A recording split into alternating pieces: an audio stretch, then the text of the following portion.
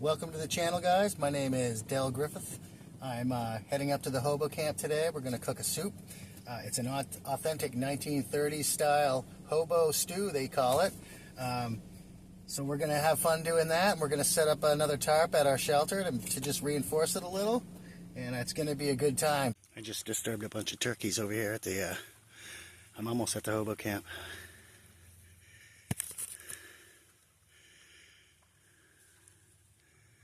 There's a whole flock of them in there. They're all over the place. Alright guys, here we are at the Hobo camp. We scared those turkeys coming up. There was a bunch of turkeys all over this area. It's crazy. But that's a good thing. They're probably eating all the ticks, so I probably won't have to worry about any of that. First thing I'm going to do is I'm going to get my fire started. Now, when I started doing this, I didn't really think of, I called it a hobo camp because it was near the railroad tracks. So I didn't really think of the history of hobos, right? So in the 1930s, hobos, there were two kinds of, I guess you would call them hobos. There were hobos, which were basically migrant workers that hitched a ride on the rails to get jobs to send money back to their family, because it was after the Great Depression and work was scarce. So they would find themselves in camps like this, just homemade camps, and they would there would be groups of them, and each of them would bring something for a soup they would make, because they all had odd jobs with farmers and with other people around, and they would each bring back an ingredient, you know. And so what I did was I looked up what was common back then, and I came up with this hobo stew. So we're going to get that started. First we're going to get a fire going, and we didn't bring anything except good old-fashioned lighter fluid to get the fire started, because it's easy. Let that soak for a minute, and then we'll light it up.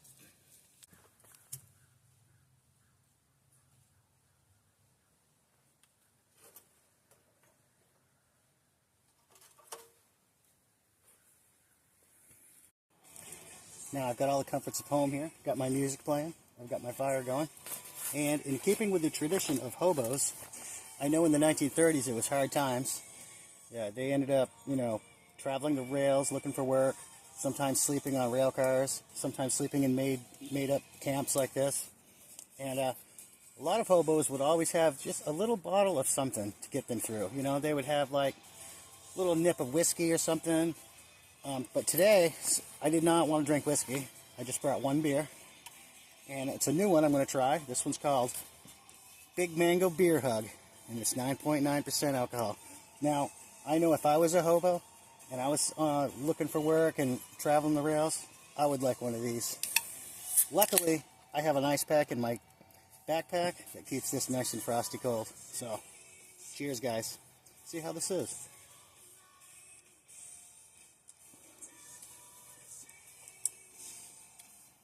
Not bad.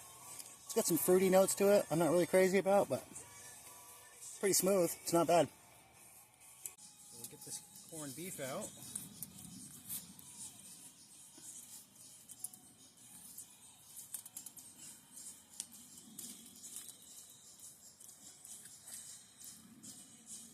Sharp edges there.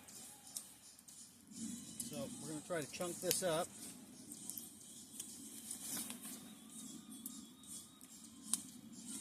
Oh yeah, look at that.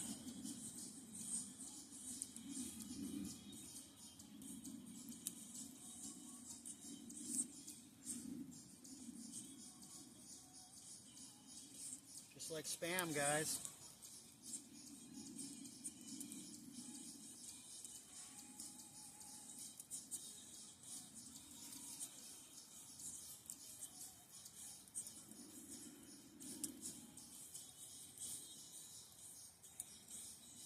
This up a little bit. We'll get that in the pot. Hold on a second. Oh. Ah.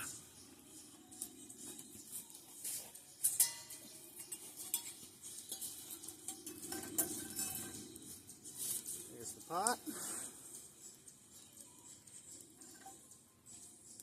Break it up a little.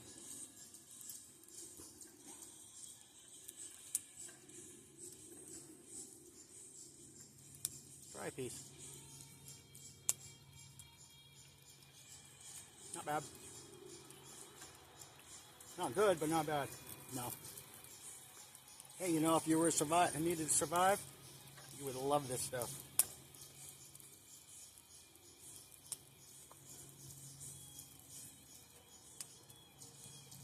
Oh. Actually, I'm going to pull some of this out because I don't have a very big pot. So, but I did bring a container that I can put my leftovers in.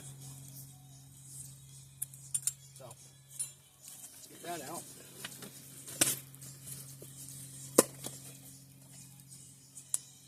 There we go. All right. So we got our corned beef in.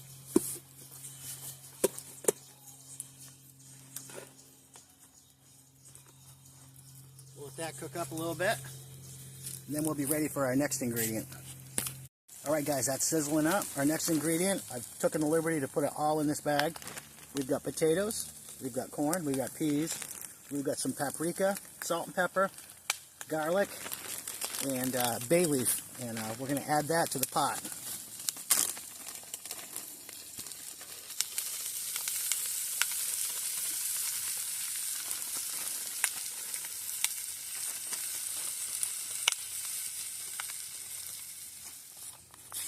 We've got our beef bouillon flavor powder. We're going to put 2 teaspoons of that in. Stir that in a minute.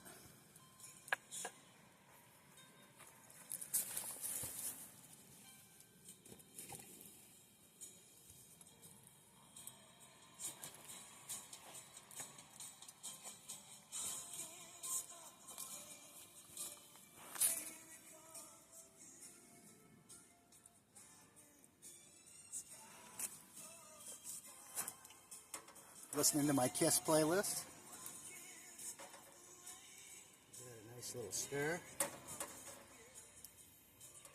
Now right now it's soup because I haven't added the last ingredient yet. But we will add it once it boils down a little.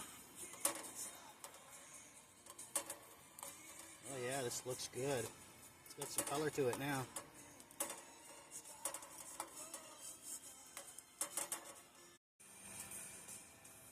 Let that boil for about 30 minutes. Alright guys, I didn't mean to cut that one short, but you see, I was sitting in the woods there, about ready to put the last ingredient in, and all of a sudden, there's gunshots all around me, and I'm like, oh fuck, it's hunting season, isn't it? Get the soup simmering. It's just a simmering.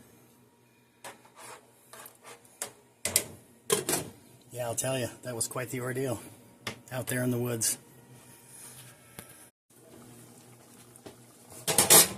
We're going to whisk in some flour and some cornstarch.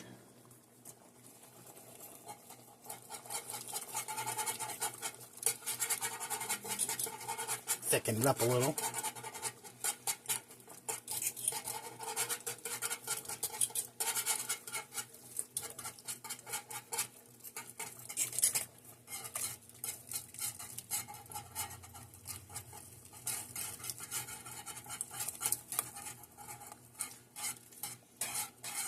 I feel like this stuff should have some beans in it.